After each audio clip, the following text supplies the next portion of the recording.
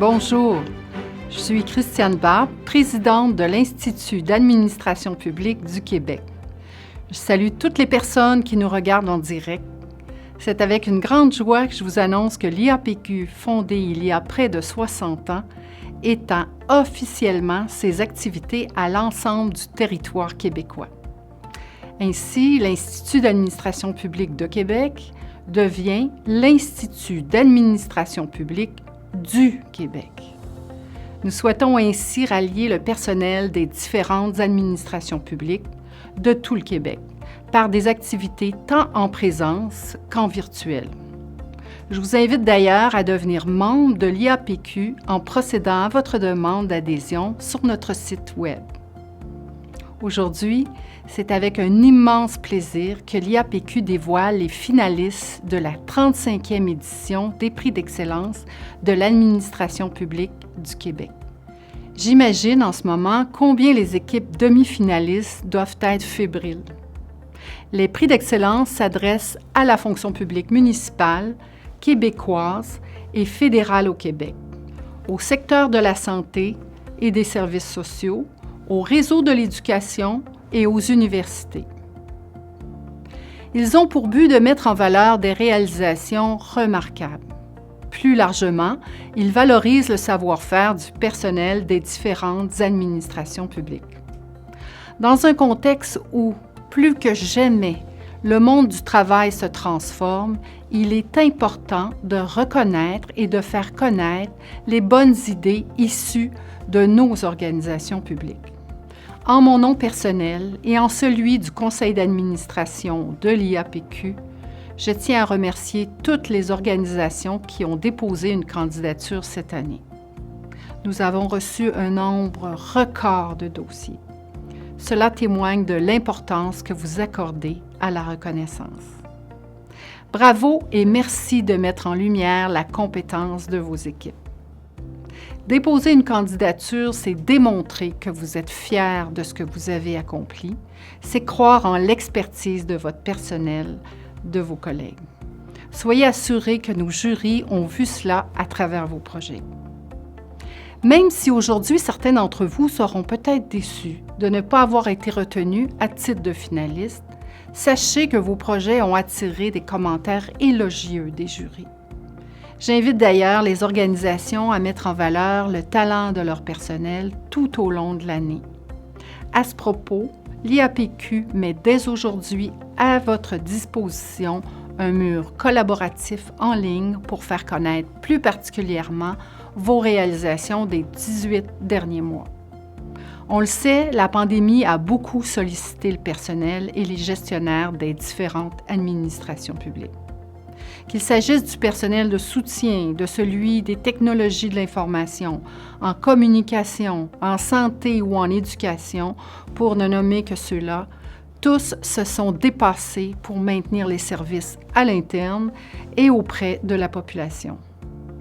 Leurs actions ne pouvaient pas nécessairement faire l'objet d'une candidature au prix d'excellence, mais elles n'en demeurent pas moins inestimables. C'est pourquoi nous voulons les mettre en valeur avec la transformation du milieu du travail. Les petits gestes de reconnaissance sont plus que jamais essentiels.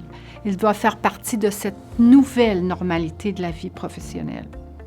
Chacun d'entre nous devrait prendre le temps de féliciter ses collègues, ses employés et ses gestionnaires pour tout le travail accompli et partager cette fierté avec l'IAPQ et la population. Nous relayerons aussi vos témoignages sur nos réseaux sociaux.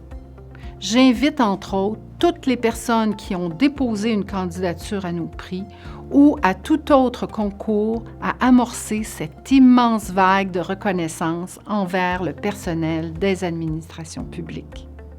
Par ailleurs, j'aimerais souligner le travail de toutes les personnes qui ont agi à titre de juré pour cette 35e édition. Elles sont plus d'une trentaine, issues des différentes sphères de l'administration publique au Québec, à avoir consacré de leur temps à l'analyse des candidatures reçues. Elles ont également rencontré les équipes demi-finalistes en entrevue par visioconférence. Les jurés sont des personnes ayant une grande expertise de l'administration publique qui ont eu la délicate mission de ne retenir que 3 finalistes par catégorie parmi un grand nombre d'excellents projets. Un sincère merci à chacune et chacun d'entre vous. Je sais que la tâche a été particulièrement complexe cette année. Je souligne également le soutien de nos précieux partenaires, soit notre partenaire présentateur, le gouvernement du Québec, ainsi que Beneva, né du regroupement de la capitale et de SSQ Assurance, la Caisse des jardins de l'administration et des services publics, l'École nationale d'administration publique, BDO, la Ville de Québec, ainsi que la Ville de Montréal. Sans leur appui, la tenue des prix d'excellence ne pourrait se faire. Merci à chacun d'eux de croire en la mission de l'IAPQ et en l'importance des prix. Maintenant, sans plus tarder, mettons fin au suspense. Je vous reviendrai à la toute fin de la présentation. Place aux finalistes des 35e prix d'excellence de l'administration publique. Les prix réalisation sont des prix d'équipe destinés à reconnaître les initiatives des divers secteurs de l'administration publique au Québec. Les critères d'évaluation sont notamment l'impact de la réalisation sur la clientèle, son caractère novateur et son potentiel d'application dans d'autres organisations.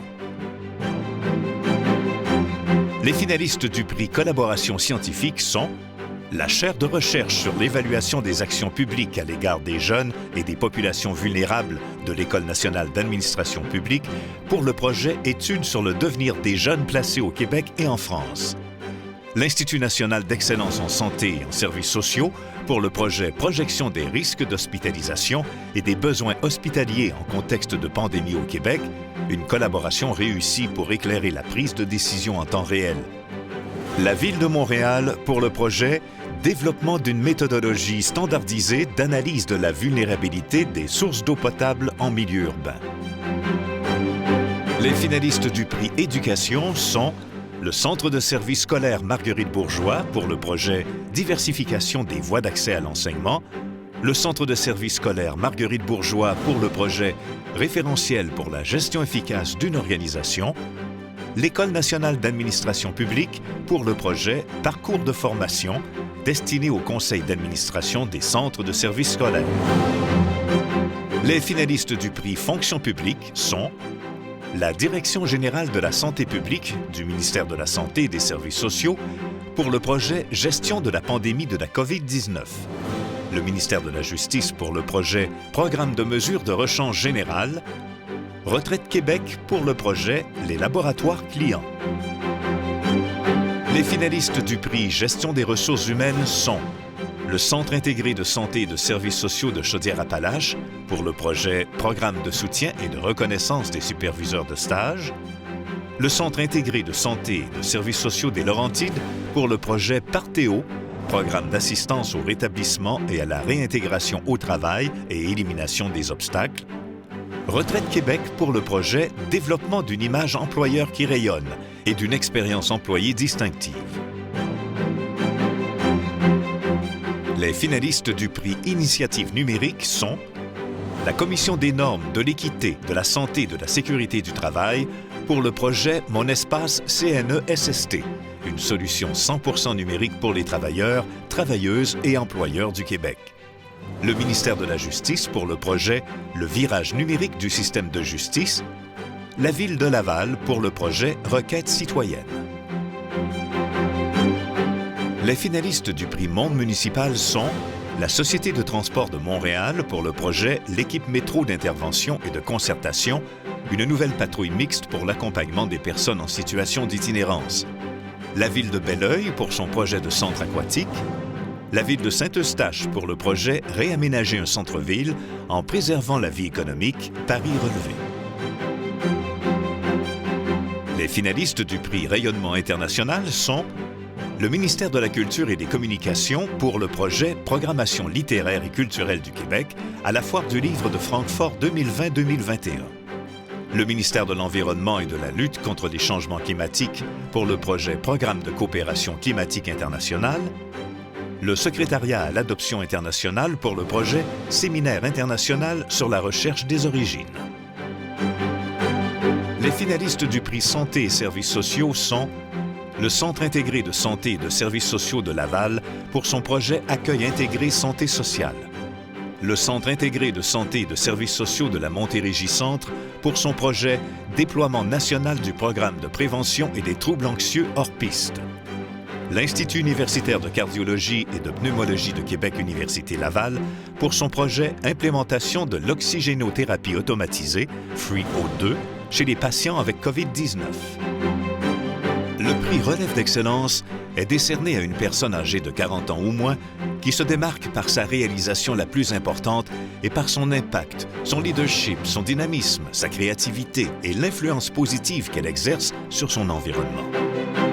Les finalistes à ce prix sont Ingrid Beauregard, responsable de la division des données biométriques à la Sûreté du Québec, Mélanie Chabot, chargée de projet, responsable de la planification et de la création du réseau de réserve de biodiversité en EUSG Bay James au ministère de l'Environnement et de la lutte contre les changements climatiques, Annie Morin, adjointe au directeur scientifique du Centre de recherche du Centre hospitalier universitaire de Sherbrooke.